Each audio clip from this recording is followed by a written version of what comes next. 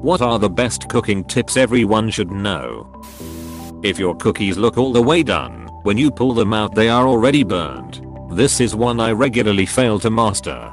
I take mine out when the tops look just the slightest bit underdone, and then I let them sit on the pan for a few minutes, and when they recooled out they re-perfect. Ask judge by how brown the rim bottoms of the cookies are. Hope it helps. Never use wet oven gloves. Never. I feel like there's a story here. Imagine flash steaming your fingers at 450 degrees. I burned my finger yesterday at 200 degrees. That was painful enough. Sharpen your knives. I was raised in a house where, if you ran your finger down the edge of any kitchen knife you would get a callus before a nick. Grew up, moved out, discovered the joys of cooking with knives sharper than a paper towel tube. Now I own my own whetstones and I love them. I sharpen my parents' knives with a whetstone. After I did it for the first time they both were just stunned at how sharp the knives were. My mom accidentally cut herself 3 times. I told her the knives could cut paper by barely dragging the knife across it. Flip your knife upside down when scraping things off the cutting board. That way you don't blunt your knife. Hurts my head whenever my parents scrape it with the blade. I can just hear the knife crying. Does not matter that I have told them either. On the other hand, the knives are duller than spoon.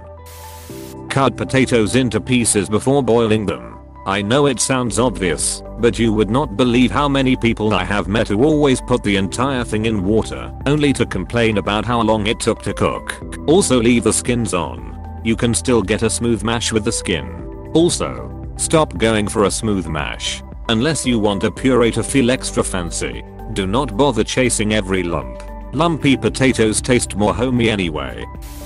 Unless you are baking, go by taste rather than the exact measurements of a recipe. And if you are baking, follow the ingredients and amounts exactly. Measure by weight when baking. Concur 100%. Baking is chemistry. You get better products by weight. This is the advice I give all my new cooks I am training. You are stronger and smarter than everything in the kitchen. If it needs to be hotter, turn it up. Knife is dull. Sharpen it. Recipe says to bake for 20 minutes, but you think it needs 30. Give it 30. Don't let the food rule you. You in charge. Also, clean while you cook. You lines be amazed how many dishes can be done in 2-3 minutes. I have always heard the saying, the greatest chefs make the biggest messes. I worked in a kitchen for about a year, during which I realized that chefs make gigantic messes because a chef is a drunken alcoholic slob. B chef has minions who he can yell at to clean up his messes for him. Yeah, that's just a shitty chef. My kitchen is a one-man show. So dishes are on me, and I keep them clean. My dad is a chef, so growing up with him has taught me a lot about cooking. I have seen some good tips here already. Season your food.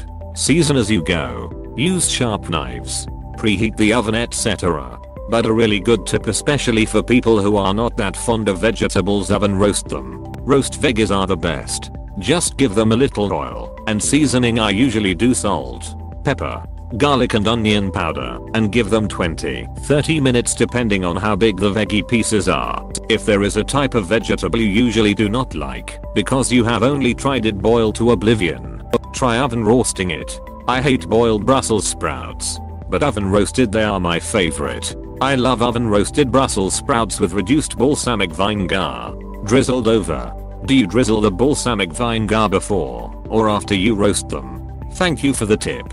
I do it after. Never tried it before, but I do not imagine it would turn out too good. Add acidity. If you feel like your food is missing something, it is acidity. There is a million kinds of vinegars, citrus fruits, tomato paste, etc. Acidity or salt, or pepper. Also don't burn your tomato paste. It may add some good depth, but if you burn it, it's only good for the depth of the trash.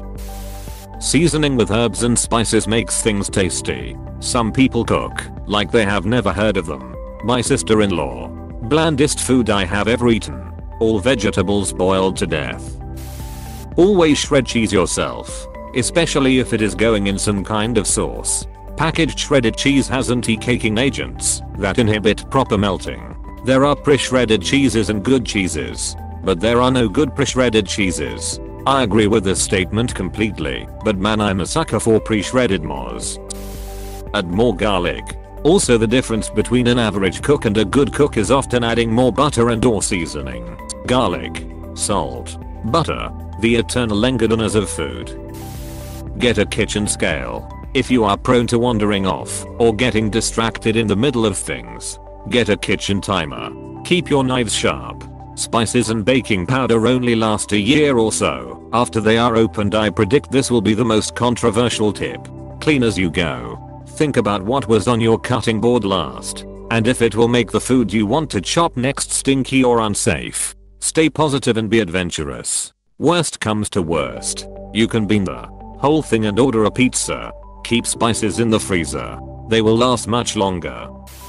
Mice en place. Clean as you go. Fun cooking fact. Mice en places, and anagram of ale specimen. This of course means you should have a bit of drink as part of your food prep regimen. My sister dated a chef. He said many chefs are overweight not because they're eating all day, but because kitchens are hot, so they keep hydrated with beer. Do not cook everything on high heat. Your food may be done faster, but it might not taste optimal. And you also ruin your pots and pans this way. I think the only thing I have ever done on high heat is boil water. Woks if you use them are best at incinerating levels of heat. Exactly this. My wife used to hate our wok as she would never have the heat high enough. I got the craving for some Asian stir fry and looked up some good wok tips. After that we both learned you want the wok on high. Garlic powder, onion powder, salt and pepper. Season everything. I see you have not discovered MSG yet. White bottle branded as Accent. I use Ajinomoto. It comes in bag, and it is the original stuff. Costs in ethnic shop euro or 2 and bag of it lasts forever. 1. Never put your knives in the dishwasher. The chemicals in dishwasher detergent are caustic to the steel in quality knives and the handles, making them more brittle. 2. Do not keep dried herbs more than 3-6 months. They lose their potency and even change flavor. It is best to buy small containers 2 ounces or less. 3. Honey never spoils. If your honey has crystallized, it is because it was improperly stored. Archaeologists have found jars of honey in Egypt more than 2,000 years old still edible.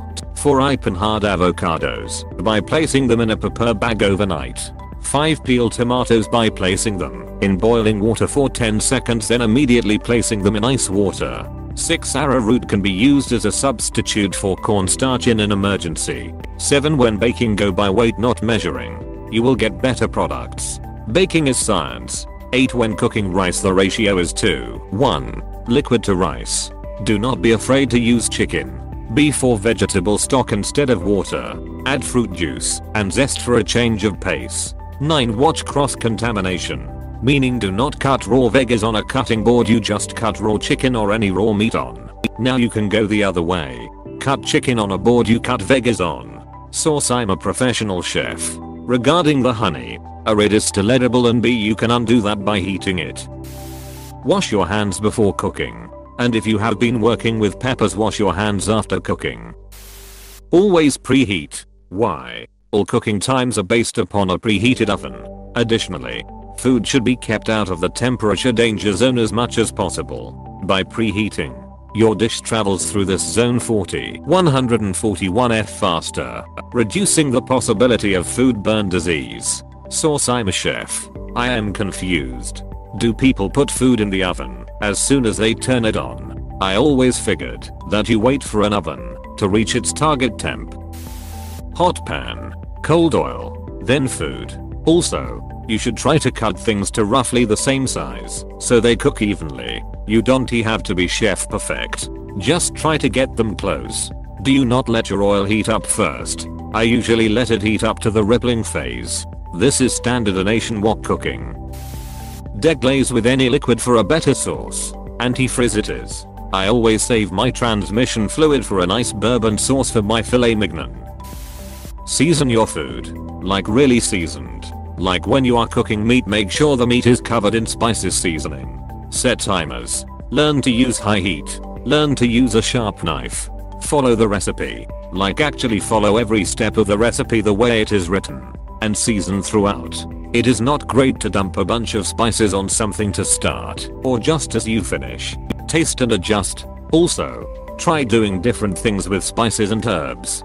For example, garlic will taste different whether you crush it, slice it or dice it, and roasting it beforehand will also change the flavor. I recommend trying it all the different ways. Anytime you add something that increases the overall mass, season. That would lead to an endless seasoning feedback loop. Whatever you do, stay nearby. Make sure your fire alarm works and do not leave the room until you are sure you are done. This does not apply to recipes where the food have to cook for 8 hours, but the fire alarm is still a good idea. Buy a meat thermometer for 15 and make way tastier food. This is what made all the difference in my cooking. I was so afraid of undercooking meat that I overcooked it literally every time. I used to cook chicken breasts in the oven for an hour. I was so surprised the first time I used a meat thermometer, really just out of curiosity, at the 20 minutes into cooking chicken breasts, and found that the temp was already good. My poor daughter thought she hated chicken, that was our primary meat source, and she even decided she was a vegetarian, so she didn't have to eat it, lol. She doesn't now, but she still has to remind herself of that, lol. I lines remind her it's not dry this time, you lines like it. Recreating mom's chicken made me realize she was leaving it in the oven literally an hour longer than instructions called for. Closer to jerky than not. Literally just following the instructions on the packaging was like, holy shit, I did not know it could be this moist. A lot of cooking is prep work. Like most things in life. Get all your utensils out and at hand. Have all food items cleaned, cut, and ready to be used. Have salt and seasoning nearby. All of this before you light a burner or heat a pan. Mise en place. Mise en place. Mousse on plates. Do not use ingredients you are allergic to. Also, avoid poisons. Tea is healthier when it is made without polonium. Furiously taking notes. Thank you for watching. We hope you enjoyed this video. Please subscribe for more videos.